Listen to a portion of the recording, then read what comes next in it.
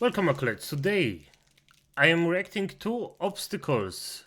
If the villain is doomed to lose, why bother? By Squamon Povelonkus.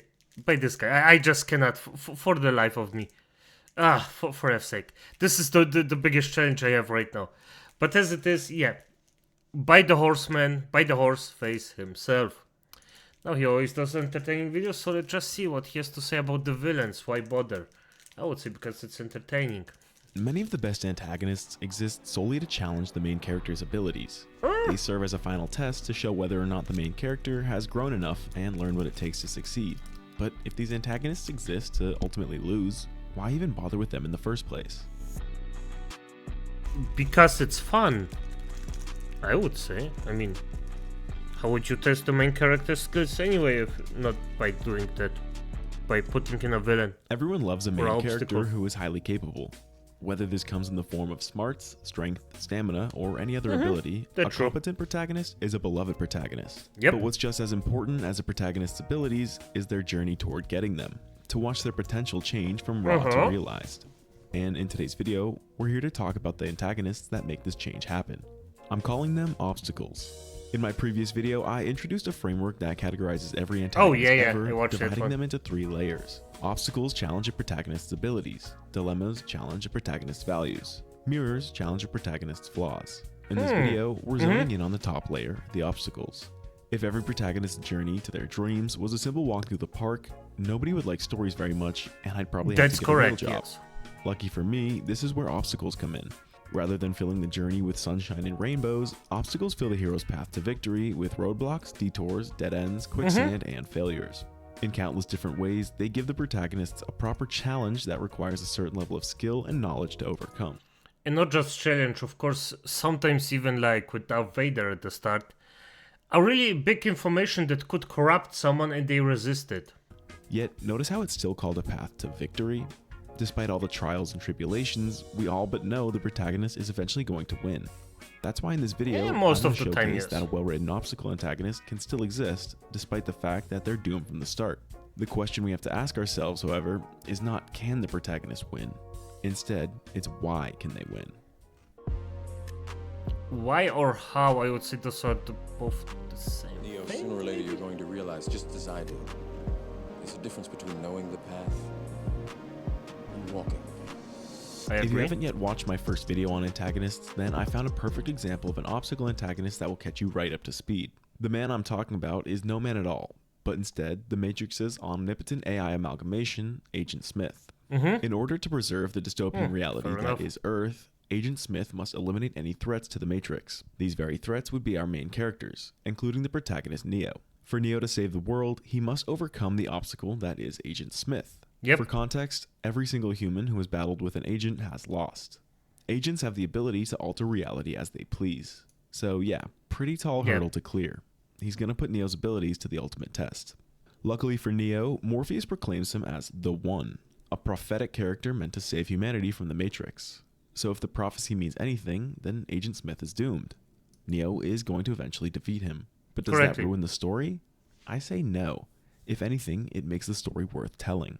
To begin Neo's training, he spends 10 hours straight basically installing physical abilities into his arsenal. He masters jujitsu, kung fu, and presumably countless other physical strengths to utilize. But And by the way, physical ability is, being physically fit is as important as mentally. I would say that both of those go together to a certain degree. I mean, you don't have to be buff like a freaking truck, but if you're halfway fit, it's better. It's getting better. I mean, I realize it step by step every day. So when he practices against Morpheus, That's he that. still gets schooled. Morpheus tries to explain to him that it doesn't matter how fast he can move or how hard he can hit. All of those abilities are irrelevant when it comes to being the One. There isn't enough raw strength in the world that can overcome an obstacle like Agent Smith. These abilities do help him though. Later on in a heist to Yes, get of back course. Morpheus, Neo puts his new skills to use by running on walls and dodging bullets. But like Morpheus told him, if he's gonna be the One, dodging them won't even be necessary. Once Neo encounters Smith again, he starts to show signs of truly being the One. He starts to believe in himself. Smith easily handles Neo in the first half of the fight, but instead of running, Neo doubles down. At this point, he can go toe-to-toe with Agent Smith in physical ability. But going toe-to-toe with an obstacle is not the same as overcoming it. Agent Smith will just keep coming back unless Neo can realize his true abilities and become Correctly, the yes. one. And come back he does, over and over until he successfully hunts Neo down. Finally, finding himself dead to rights, Neo unleashes his potential. He believes with his entire being that he is the one, and rather than dodge the bullets coming toward him, he stops them mid-air. Only now is he able to overcome Agent Smith, and he does so with ease. He overcomes the obstacle and reaches his full potential. His strength was not about how many hours he spent in training. It wasn't about how fast he could move. It was about believing in himself. If I could sum up the Matrix into just a single phrase, it'd probably be mind over matter. This is the message that Neo had to learn, and it was Agent Smith who ultimately forced him to he's learn correct it. about that. That is the power of an obstacle antagonist. Even though we were literally told from the start that Neo was going to win, it was never about that. It was about how. Yep. Yeah, and that's most of the stories, by the way. There are a lot of good ideas at the end, or good villains, but the how, the way is always the most important part. Or, yeah, most of the time. But the obstacle must be also dangerous, by the way. So. Oh, For the Yoda. next example, let's cover everyone's favorite child murderer, the killing machine from Tatooine, Darth Vader. There's Hell a case yeah. to be made that he is the protagonist in Star Wars, but when you isolate the original trilogy like we're going to do in this video, he's the clear antagonist to Luke Skywalker. True. And specifically speaking, he's an obstacle antagonist. When Luke's journey starts in episode 4, things pretty much just happen to him. The droids land on Tatooine, and the next thing Luke knows, he gets dragged into joining the rebellion. Luke's antagonist isn't a single person, so much as it is the Empire as a whole. Darth Vader doesn't really fit a direct antagonist role until episode 5. Vader's now actively seeking out Luke in the hopes of converting him to the dark side. As a reaction, Luke goes to train with Yoda in the Dagobah system. This is where he begins to strengthen his abilities as a Jedi. He had already done some minor training with Obi-Wan, but training with Yoda helps his abilities grow at a much more rapid pace. Oh, He does some Yoda. flips and handstands and floats some rocks, so he thinks he's ready to take on Vader. But have his abilities grown enough to win? Are handstands and front flips all it takes to be a Jedi? Yeah, no. Vader pretty much dominates Luke and pins him to the edge of his life. Luke narrowly escapes, only after learning the truth about his father. If you watch my original antagonist video, you might think this scene makes Darth Vader a mirror antagonist because he forces Luke to accept the truth about himself. However, I wouldn't quite lean this way because Luke's ancestry is not the same as an inherent flaw he cannot change about himself. Just because he comes from evil does not make him evil. The way I look at antagonists is solely based on their relationship to the protagonist and how they challenge them. Above all else, Darth Vader challenges Luke's abilities and knowledge. He's the test that stands between Luke and his goal of becoming a Jedi. In order to be a Jedi, he must defeat Vader. That is his final test. Yeah, but also, wouldn't it mean... Can this not be a hybrid of both? Or that the obstacle is just includes the other things within? Because this would make sense to me. In, well, Acolytes, the day-to-day life, nothing's just gray. Most of the time you can have, or you have some mixes of a lot of things or some things. So I would say, yeah, I'm also not a student in this, but it would make sense if you could have, if Darth Vader, if he called Darth Vader a mix of both a bit, or at least with a snitch of a, how was it called? A mirror protagonist. And But that's why I categorize Vader as an obstacle. what do I know? By their next confrontation at the end of episode 6, Luke has grown a lot. In the final fight, the Emperor definitely third wheels their dynamic, but we're here for Vader, so that's mostly what I'll go over. By now, Luke is much more equipped to fight Vader than Yeah. I just don't Vader, know why. so that's mostly This this just makes me Dominique. This is, I don't know why, but even as a kid, as my father told me, that I always laughed at this because I don't know even why. It's just so what I'll funny. go over. By now, Luke is much more equipped to fight Vader than he was in Yes, Cloud yes. City. He dominates the beginning of the fight, keeping a level head while trying to convert his father back to the light side. But he loses his cool when Vader brings out Leia. This is when Luke really turns it up and starts laying the work on Vader. He chops his hand off, completely debilitating Vader, essentially winning the fight. So is that it? If Luke just finishes him, will he become a Jedi? Not quite. Being a Jedi was never about Luke's ability to fight. It wasn't about Correctly. how hard he could swing his lightsaber or how high he could jump. The ability needed to defeat Vader and become a Jedi wasn't raw strength. It was self-control.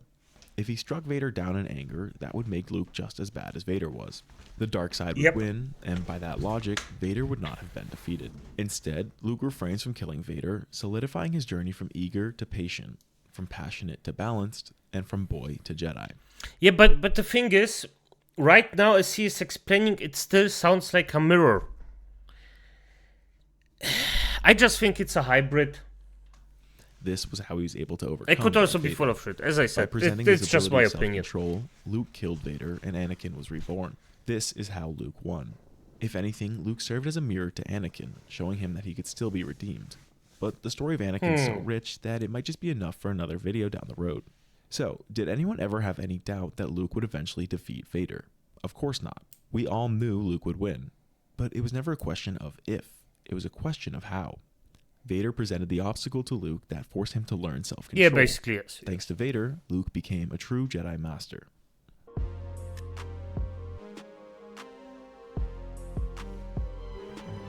If the limit never approaches anything, the limit does not exist. The limit does not exist! In this next example, I want to highlight Regina I don't know George this. from Mean Girls. Don't ever let them tell you Squamp Populous doesn't have range. Regina is the ultimate queen bee of North Shore High School. She rules with a ruthlessness reserved for the most diabolical leaders. In a phone call, she can stop a relationship before it ever happens. Getting punched by Regina is a point of pride. In a room of 70 plus people, not a single person felt that Regina George had never wronged them, students and faculty alike. This girl has just as much aura as all your favorite villains. And, to the protagonist Nice. Katie Heron, she's the perfect obstacle to test her social abilities. Coming from a life of homeschool, Katie Heron doesn't have a lick of social skills required for the American public high school. So, when she becomes interested in Aaron Samuels, Regina lets her know that she doesn't have the girl world abilities required to pull a guy like him. Instead, Regina takes him back for herself, becoming the obstacle that Katie must overcome. But by now I hope you know the drill. It's not about whether or not Katie will win. It's about how. Guided by her best friend Janice, Yep. Katie initially Fair tried to enough. sabotage Regina with petty pranks. They proved futile, highlighting just how untouchable Regina George really was. If Katie was going to overcome Regina, she was going to need to learn from the best. She had to become a plastic. Inspired by Regina's own tactics, Katie put her new abilities to work. As Katie put it, in the real world, all the fighting had to be sneaky. She delicately pried information from Regina's friends and used it to break up Regina and Aaron. She also tricked Regina into eating weight gain supplements, ruining her perfect body. For the final nail in the coffin, she used the three-way phone call strategy to pit Regina's friends against her, a strategy she learned from Regina herself. Katie Damn. is now the new Queen Bee, with Regina George at rock bottom. So, was the obstacle cleared? Well, Regina wasn't quite defeated. In a final gambit, Regina planted a setup in the burn book and released the entire contents of the school, pitting every girl against each other and putting Katie Heron at the center of it all. Okay. Just look at this scene. This is why I say Regina George has aura.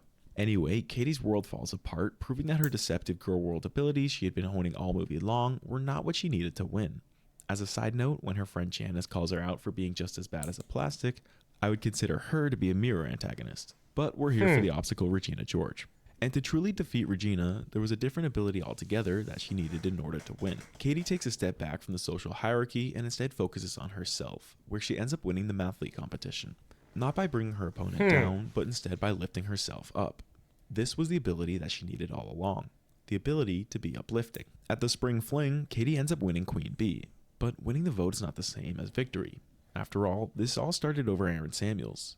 So Katie put her newfound abilities to the test, deciding to lift up every girl in the school, sharing the award collectively. This is how Katie really won.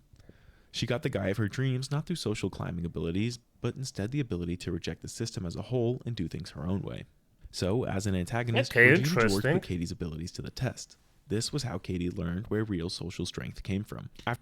That sounds way more interesting than it probably is in practice, but I never seen this movie, so but it has a certain amount of truth in it in everyday life, so After walking Fair the enough. wrong path and losing because of it, Katie finally learned that to overcome a girl like Regina George, you don't beat her at her own game. Instead, you reject the game as a whole and don't try to beat her at all. Before I get to this last example, I want to present you guys with an obstacle. It's really challenging. It's the like button and the subscribe one too. Yep. Only the best viewers can click them. Are you capable? see, I have proven that I am capable. 970. I am a capable little lich. My horse. Fight last night? Yeah. Did you win? Yeah, 1K on a second. Yeah, who'd you fight? Spider Rico. He's a bum. By now, I hope it's clear that a protagonist overcoming an obstacle rarely looks like a simple victory. This is because more often than not, a true victory just means growth, which is where our final example comes in perfectly. In a video about antagonists doomed to lose, I want to throw in a curveball and highlight By the way, Rocky. Good films. Good films. Apollo Creed from Rocky 1. My overall philosophy on antagonists is that they simply must challenge the protagonist, which is why for Rocky Balboa, Apollo Creed was the perfect antagonist. From the very first scene, Rocky is presented to the audience as a bum.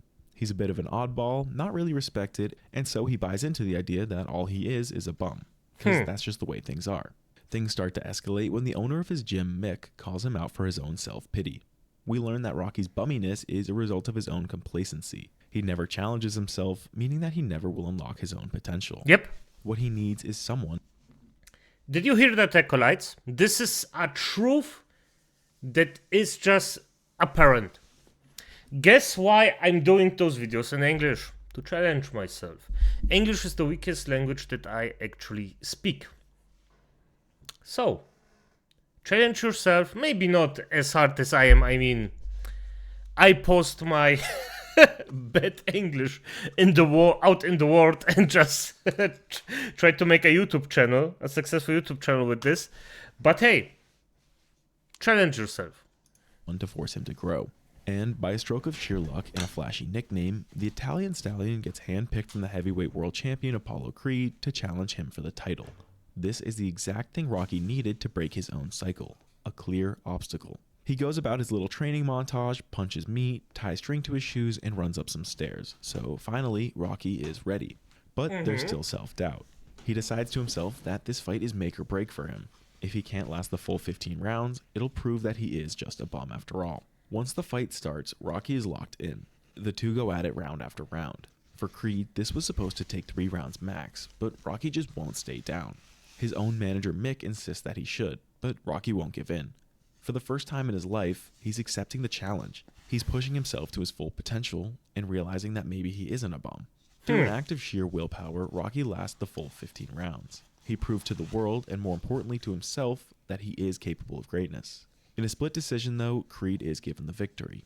So, did Rocky overcome the obstacle that was Apollo Creed? Well, not exactly, because he did lose the fight. But the thing is, it never was about winning. It was about going toe-to-toe with the best. It was about pushing himself and realizing his own self-worth. The thing about obstacle antagonists is not whether or not the protagonist defeats them. The best obstacle antagonists simply challenge the protagonist in a way that sparks the necessary change. And Rocky absolutely changed. Thanks to the challenge Apollo Creed presented, Rocky ultimately learned his own self-worth. Yep. So I think that covers everything I have to say about obstacle antagonists. If you could only take one thing away from this video, it's that the best obstacles force the protagonist to learn and grow. I take definitively 2 things out of it. The thing you just said, and that for the unlife of me, I just cannot speak your name. Squamon Popolapus. Fair enough. This is what makes their stories worth telling. My next video is going to be all about the dilemma antagonists that force a protagonist to define their values.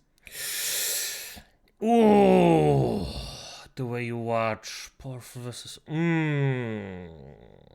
Okay, fair enough. I mean, the man, again, freaking legend. I love this. This guy just makes so good videos. Please, Acolytes, show him some love. Whoa! In the time I actually liked it, he got 10 more. He deserves it. But, as it is, Acolytes, good night.